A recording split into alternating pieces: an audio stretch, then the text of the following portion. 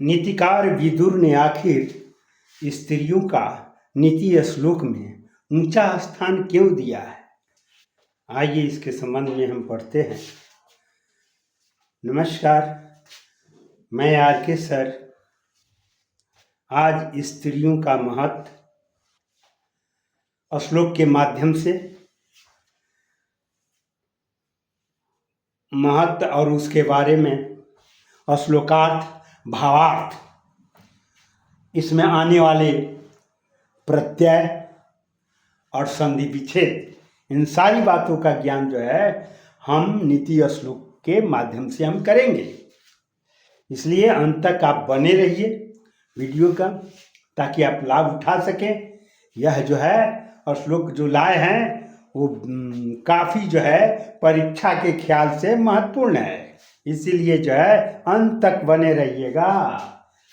श्लोक है, पूजनीया महाभागा पुण्याश्च गृहदीप्तया स्त्रयः श्रियो गृहस्योक्तारा तस्माद्रक्षा विशेषता कीर्तिं विनयो हन्ति हन्त्यानर्थं पराक्रम हन्ति नित्यं क्षमा क्रोधम आचारो हन्त्यलक्षणम। प्रथम श्लोक में पूजनीया शब्द आया है। पूजनीया पूज धातु से बना है, इसमें अनियर प्रत्यय लगा हुआ है। अनियर की पहचान है, जिस क्रिया के बाद जो है निय शब्द आ जाए, निया निया नियम आ जाए, वही अनियर प्रत्यय होता है। जैसे पूजनीय, पठनीय, गमनीय, चलनीय, हसनीय, धावनीय, ये सारे अनियर प्रत्यय का उदाहरण है। अनियर प्रत्यय जिसका अर्थ होगा के लायक या चाहिए अर्थ में। पूजनीय पूजा के लायक या पूजा करना चाहिए, दो अर्थ होता है। अनियर से जो बनेगा उसका दो अर्थ निकलेगा, एक के लायक का अर्थ निकलेगा और दूसरा चाहिए अर्थ में। तब पूजनीय का अर्थ हुआ पूजा के लायक, पूजा करने योग्य कहिए। महाभागा कहते हैं महापुरुष को, महाभागा महापुरुष को। पुण्याश्च, पुण्य जोड़ च, कहीं भी आपको आधा तालब सा आ जाए, आधा मूर्धन सा आ जाए, आधा धन सा आ जाए, ऊपर रेफ आ जाए, आप कुछ नहीं, आप आधा सा को हटाइए और उसकी जगह पर विसर्ग लगा दीजिए, जोड़ का चिन्ह दीजिए। जैसे नमस्ते आधा सा है, हटा दीजिए, विसर्ग लगा दीजिए, नमः जोड़ ते, नमस्कार, नमः जोड़ कार, नमस्कार, कश्चन, कह जोड़ चन, कश्चन, उसी आधार पर पुण्याश्च, पुण्य, ये आधा तालब से को हम विसर्ग कर देंगे, पुण्य जोड़ च, पुण्याश्च। गृह दीप्तया, गृह का दीपक, दीप्तया रोशनी को कहते हैं। ये तत्पुरुष समास है। गृहस्य दीप्तया, गृह दीप्तया, न घर का लगा हुआ है, इसलिए गृह दीप्तया तत्पुरुष समास है। स्त्रयः, स्त्री मूल शब्द हुआ, स्त्रयः है, स्त्री मूल शब्द है। स्त्री का प्रथमा विभक्ति बहुवचन स्त्रयः बना है। ये नदी पर चलता है, जैसे नदी का प्रथमा बहुवचन नद्या होता है, उसी तरह स्त्री का प्रथमा बहुवचन स्त्रय होता है। श्रियो कहते हैं लक्ष्मी को, गृहस्य माने घर का, जैसे बालकस्य तो बालक का, रामस्य राम का तो गृहस्य माने घर का। न उक्तारः, उक्तारः माने कहा गया है, तस्मात् माने इसलिए, रक्षा विशेषता, रक्षा माने रक्षा करनी चाहिए, विशेषता माने विशेष रूप से। अब आइए इसके अर्थ पर, यहां से अर्थ लीजिए। स्त्रियः माने स्त्रियां, गृहस्य घर की, श्रियो माने लक्ष्मी, स्त्रियां घर की लक्ष्मी होती है। इसका अर्थ होगा स्त्रियः गृहस्य, स्त्रियां घर की, श्रियो भवन्ति, स्त्रियां घर की लक्ष्मी होती है। और क्या होती है? पूजनीया, स्त्रियां पूजनीय होती है। और क्या होती है? पुण्याश्च, पुण्य प्रदान करने वाली होती है। और क्या? गृह दीप्तयः, घर का दीपक होती है। स्त्रियां घर का दीपक होती है। स्त्रियों के कंधे पर एक घर का कुशल संचालन करने का दायित्व स्त्रियों पर ही निर्भर करता है।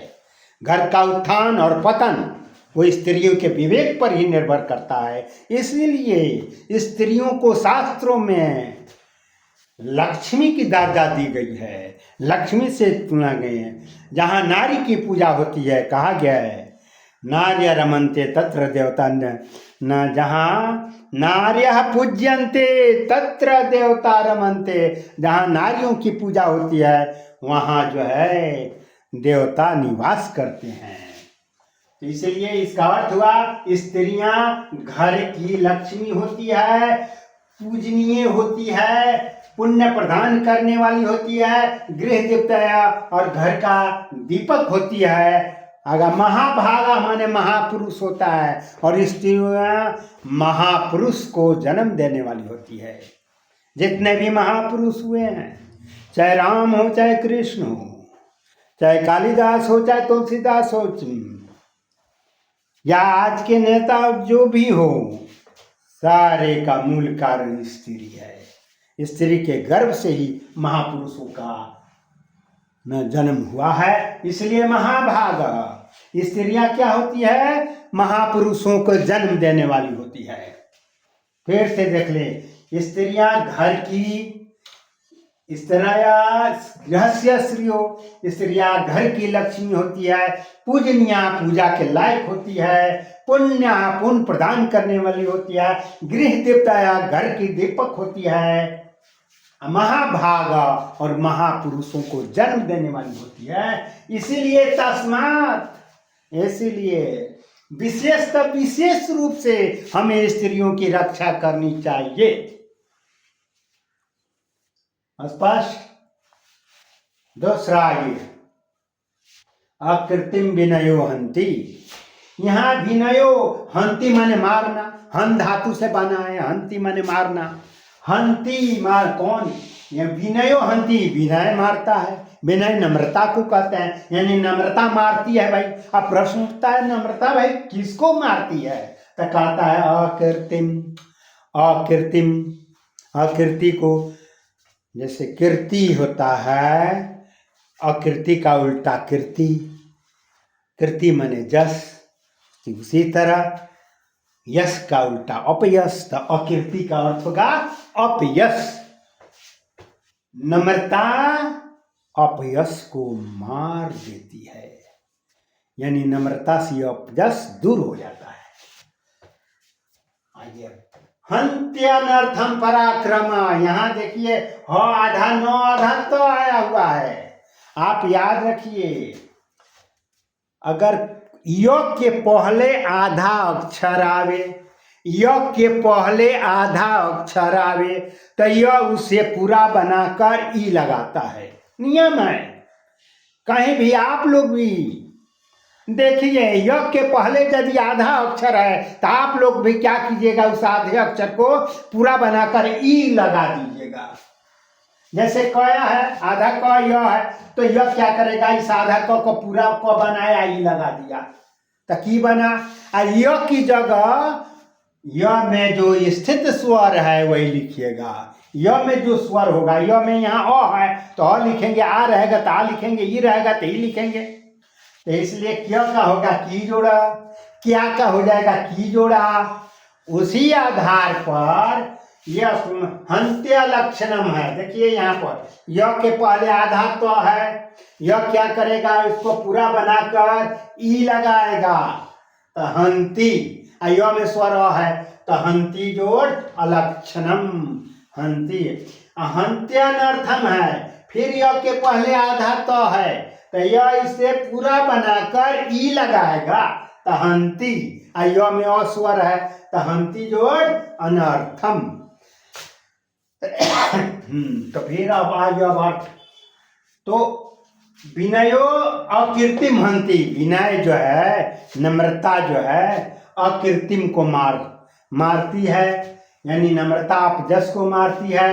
अपराक्रम हंति अनर्थम, और पराक्रम जो है अनर्थ को मार देता है, यानी पराक्रम से अनर्थ भाग जाता है।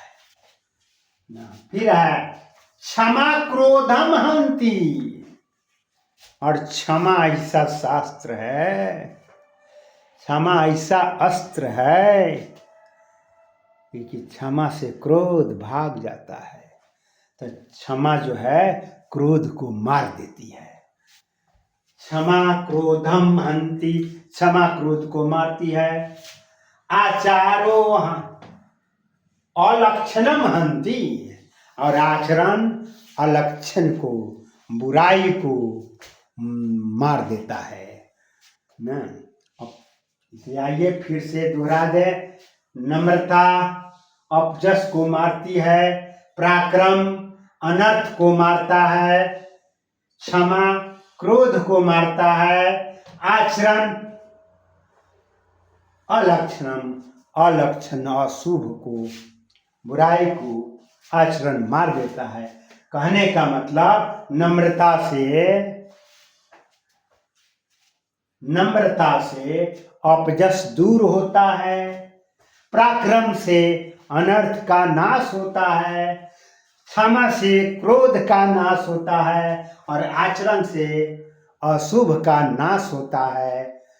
तो इस तरह जो है आपने देखा कि इस श्लोक में स्त्रियों का कितना महत्व दिखाया गया है, और वास्तव में महत्व होना ही चाहिए।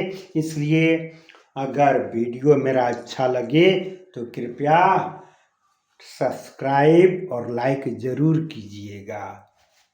धन्यवाद।